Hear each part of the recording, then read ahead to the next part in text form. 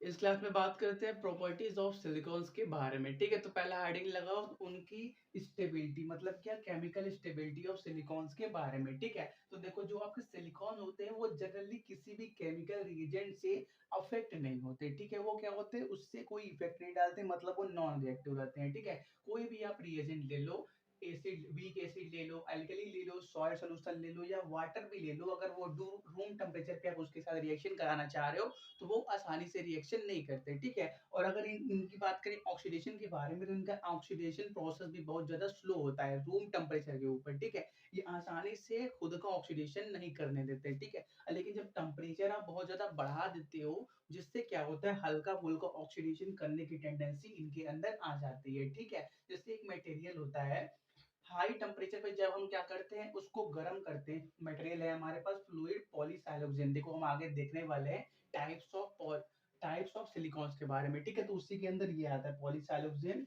और ये फ्लूइड पॉलीसाइलोक्सेन और ये जेल, ये सभी क्या आता है, टाइप्स ऑफ सिलिकॉन्स के अंदर आते हैं, वहां देखेंगे। ठीक है, तो इसको जब आप क्या करते हो, बहुत बहुत ज्यादा टेम्परेचर पे गर्म करते हो, तो इनके अंदर क्या हो जाता है, ब्रांचिंग स्टार्ट हो जाती है, जिससे वो क्या क्रॉस लिंक्ड होके थ्रू ऑक्सीजन आइटम, इसके अंदर क्या ऑक्सीजन आइटम के द्वारा, जैसे एक ये चेन है एक सिलिकॉन्स की। ठीक है, लीनियर चेन है, ये दूसरा चेन है एक सिलिकॉन की, बीच में क्या होता है यस आई, यहाँ पे yes I O, yes I का लिंकेज होने लगता है। ठीक है, अभी आगे हम देखने वाले हैं। ठीक है, तो जिससे क्या होता है, ये एक रबर लाइक जेल मटेरियल कुछ ही घंटों में फॉर्म कर लेता है। ठीक है, पहले क्या था, फ्लूइड पॉलीसाइलोक्सेन था, इसको हाई टेम्परेचर पे गर्म किया तो लीनियर क्या हो गए, ऑक्सीजन की हेल्प से क्रॉस लिंक्ड हो गए। क्रॉस लिंक्ड हो गए तो वो एक कुछ ही घंटों के अंदर एक रबर लाइक जेल, जेल समझते हो ना, जो बालों में लगाते हैं वो वाला जेल, उसी तरह क्या होता है, एक फॉर्म हो जाता है। ठीक है, पहला पॉइंट नोट करो।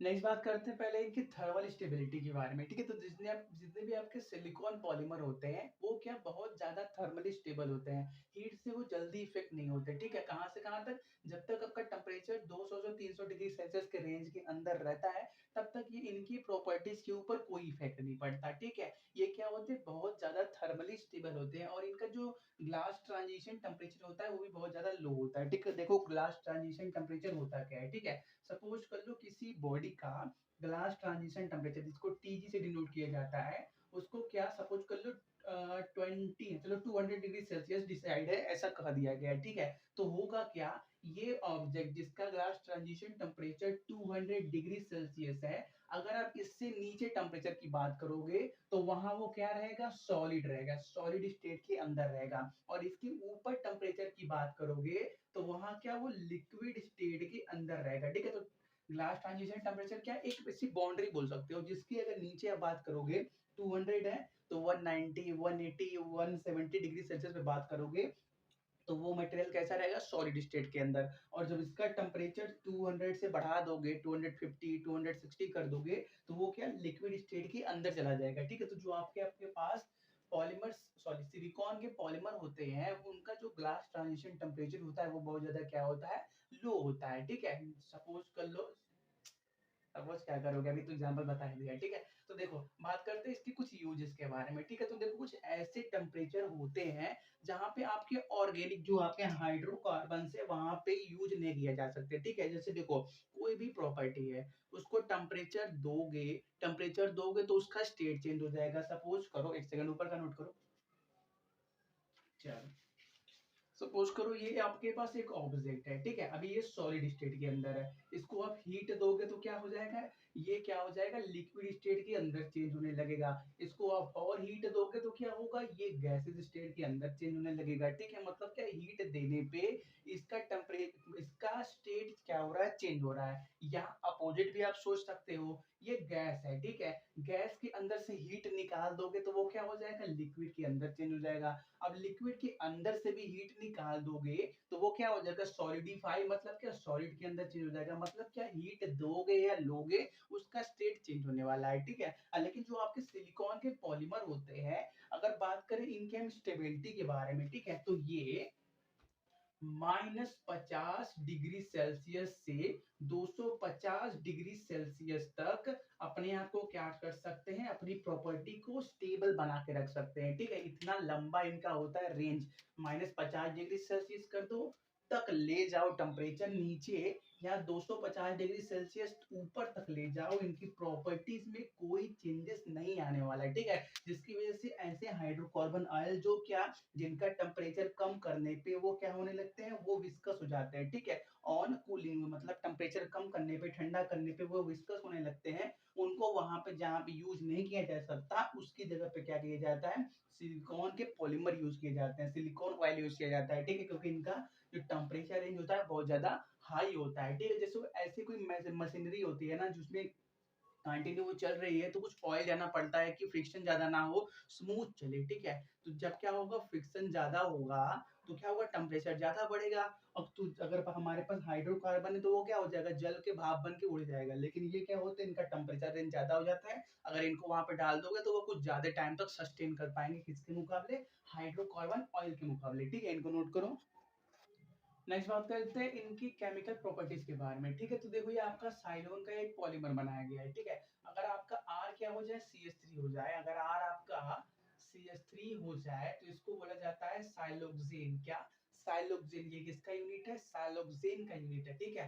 लेकिन CH3 है नहीं, आर ग्रुप है, तो हम क्या करते हैं, आर रहने देते हैं, बोल देते हैं सिलिकॉन का क्या है, एक पॉलीमर है, ठीक है। एक यूनिट है जो बार बार रिपीट हो रहा है एन टाइम, ठीक है। अगर इसका हम रिएक्शन ग्रिगनाल रिएजेंट के साथ कराएं, देखो ग्रिगनाल रिएजेंट क्या होता है, देखो ये क्या है, अमाउंट है, ठीक है। आर डैश क्या होता है, C6H5 ले लो आप, और Mg या की जगह Cl ले लो, ठीक है। तो ये क्या है, ग्रिगनाल रिएजेंट है, ठीक है। और n क्या है, अमाउंट है। सपोज कर लो आपने 2 मोल ले लिया, 3 मोल ले लिया, ये है, ठीक है। तो जब आप इसका रिएक्शन कराते हो तो होता क्या है, आपके पास यहाँ पे ये NR डैश आके बैठ जाते हैं और इस ऑक्सीजन से MgX आके अटैच हो जाते हैं, ठीक है। और फिर जब इस प्रोडक्ट आप हाइड्रोलिसिस कराते हो, मतलब वाटर में डिजोल्व करते हो, तो होता क्या है, MgX यहाँ से रिमूव हो जाता है और वाटर का H प्लस OH माइनस है, H प्लस क्या हो जाता है, यहाँ पे आके अटैच हो जाता है, ठीक है। तो हमारे पास ये फाइनल प्रोडक्ट मिल जाता है। अगर हम क्या करें, इसी जो हमारे पास सिलिकॉन का पॉलीमर है, इसका रिएक्शन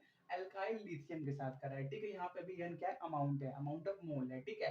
और R क्या है, कोई अल्काइल ग्रुप है, और Li तो लिथियम है, ठीक है। इसका रिएक्शन कराओगे तो होगा क्या, जैसे इसमें हुआ वैसे इसमें भी होगा, ठीक है। यहाँ पे क्या होगा, NR डैश आके यहाँ पे अटैच हो जाएगा और फिर क्या, ऑक्सीजन के साथ Li आपका अटैच हो जाएगा। आर आर तो रहेगा ही। इसका भी हाइड्रोलिसिस करोगे तो ये भी मिलके वही प्रोडक्ट दे देगा। होगा क्या, यहाँ से Li रिमूव हो जाएगा हाइड्रोलिसिस के बाद, ठीक है। और अगर क्या करो, अब इसी सिलिकॉन के पॉलीमर का रिएक्शन लिथियम एल्युमिनियम हाइड्राइड के साथ कराओ तो होता क्या है, ये 3 छोटे छोटे पार्ट्स में ब्रेक हो जाता है, ठीक है। पहला टूटता है सिलिकॉन RrEHS के अंदर, मतलब क्या, ये डाई अल्काइल है, साइलेन के अंदर टूटता है। फिर क्या, Li2O के अंदर टूटता है और Al2O3 के अंदर टूटता है, ठीक है। तो इंपॉर्टेंट कुछ इसमें से है नहीं, बस ये आपको फाइनल प्रोडक्ट याद रखना पड़ेगा कि क्या फाइनल प्रोडक्ट बना है, ठीक है। पूछ सकता है कि ग्रिग्नॉल रिएजेंट के साथ रिएक्शन करके आपका सिलिकॉन क्या प्रोडक्ट देता है, ठीक है। या फिर लिथियम एल्युमिनियम हाइड्राइड के साथ या अल्काइल लिथियम के साथ रिएक्ट करके क्या प्रोडक्ट देता है, ठीक है। इनको नोट करो। नॉमेनक्लेचर तो आता था ना, हमने अब तक बहुत बात किया है। अगर हमारा आर डैश क्या है, अगर आर डैश हमारा C6H5 है और आर हमारा ये आर डैश है, अगर आर हमारा CH3 है तो इसका नॉम क्या होगा, इसका नाम देखो फिनाइल है और यहाँ पे मिथाइल है, ठीक है। तो पहले मिथाइल आएगा तो क्या नाम पड़ेगा इसका, डाई मिथाइल फिनाइल साइलेनोल नाम पड़ेगा। क्या नाम है, OH लगा हुआ है, तो इसका नाम क्या पड़ेगा, यहाँ चलो यहाँ पे लिख देते हैं di methyl phenyl, di methyl phenyl, methyl phenyl, और क्या, साइलेन, साइलेन अल्कोहल की वजह से ऑन होगा, EO साथ में है तो E हट जाएगा, सिंपली नाम क्या पड़ जाएगा, डाईमिथाइल फिनाइल साइलेनॉल नाम पड़ जाएगा, ठीक है। और वैसे ही इसके भी हाइड्रोलिसिस के बाद यही बनेगा, इसका भी रिएक्शन, इसका भी नाम क्या होने वाला है, डाईमिथाइल फिनाइल साइलेनॉल होने वाला है। अगर लिथियम एल्युमिनियम हाइड्राइड के साथ रिएक्शन करके जो मेन प्रोडक्ट बनेगा वो क्या बनेगा, ये क्या है, और आपका जो भी ग्रुप है उसका नाम लिख देना, हम क्या लिख देते हैं, डाई अल्काइल, ठीक है। डाई अल्काइल या अल्काइल या अराइल, ठीक है। वो आप डिसाइड कर लेना कि आपको आपने यहाँ पे किसका रिएक्शन कराया हुआ है, ठीक है। आर आपने CH3 लिया हुआ है या C6H5 लिया हुआ है, ठीक है, वो डिसाइड कर लेना। तो यहाँ पे क्या होगा, डाई अल्काइल कर दो या एराइल, हमारे पास क्या है, साइलेन, साइलेन, ठीक है। क्योंकि ये किसका बेसिक यूनिट है, साइलेन का यूनिट है, ठीक है। तो मेन प्रोडक्ट क्या बना, डाई एल्काइल या एराइल साइलेन बना, ठीक है। नोट करो। नेक्स्ट बात करते हैं कुछ इनकी फिजिकल प्रॉपर्टीज के बारे में, ठीक है। तो अगर आपका सिलिकॉन का पॉलीमर वो लो मॉलिक्यूलर वेट का है, मतलब जो हमने ये यूनिट लिया था SiRRO, ये वाला यूनिट जो यहाँ पे यन था, अगर ये यन छोटा है मतलब कम है, तो ऐसे सिलिकॉन आपके ऑर्गेनिक सॉल्वेंट के अंदर, जैसे हमारे पास ईथर हो गया, कार्बन टेट्राक्लोराइड हो गया, और क्या बेंजीन हो गया, इनके अंदर क्या हो सकता है, आसानी से डिजोल्व हो जाते हैं, ठीक है। देखो डिजोल्व का या फिर सॉल्युबिलिटी का कॉन्सेप्ट किसके ऊपर चलता है, लाइक डिजोल्व लाइक के ऊपर। ऑर्गेनिक है तो ऑर्गेनिक के अंदर डिजोल्व होगा, इनऑर्गेनिक है तो इनऑर्गेनिक के अंदर डिजोल्व होगा। सिलिकॉन पॉलीमर क्या है आपका, एक इनऑर्गेनिक मॉलिक्यूल है, लेकिन अगर उसका मास कम है तो वो ऑर्गेनिक के अंदर डिसॉल्व किया जा सकता है, ठीक है। और हमने ये देखो एक बात और कर लेते हैं इनके इंसुलेशन के बारे में, ठीक है। तो देखो ये क्या होते हैं, बहुत ही अच्छे इंसुलेटर होते हैं, मतलब हीट को रोकने वाले होते हैं, ठीक है। तो ऐसे बहुत सारे एप्लीकेशन बोल दो, मतलब ऐसे मशीनरी बोल दो, जहाँ पे हाई टेम्परेचर यूज किया जाता है, किसी भी मशीन का टेम्परेचर जल्दी हाई हो जाता है, तो वहां पे इनको यूज किया जाता है, ठीक है। जैसे हम बात करें इलेक्ट्रिकल मोटर्स की, तो मोटर जल्दी जल्दी चलता है तो उसका टेम्परेचर जल्दी अप हो जाता है, लेकिन तो उसको बनाने के लिए ऐसा मटेरियल चाहिए जो ज्यादा टेम्परेचर तक खुद को संभाल सके, ठीक है। तो अभी हमने देखा है इनका टेम्परेचर रेंज बहुत ज्यादा होता है, जिसकी वजह से क्या होते हैं, इनका टेम्परेचर रेंज कितना था, -50 डिग्री सेल्सियस से 250 डिग्री सेल्सियस तक। तो ये क्या कर सकते हैं, आसानी से अपने आप को हाई टेम्परेचर पे भी अपनी प्रॉपर्टी को बचा सकते हैं, ठीक है।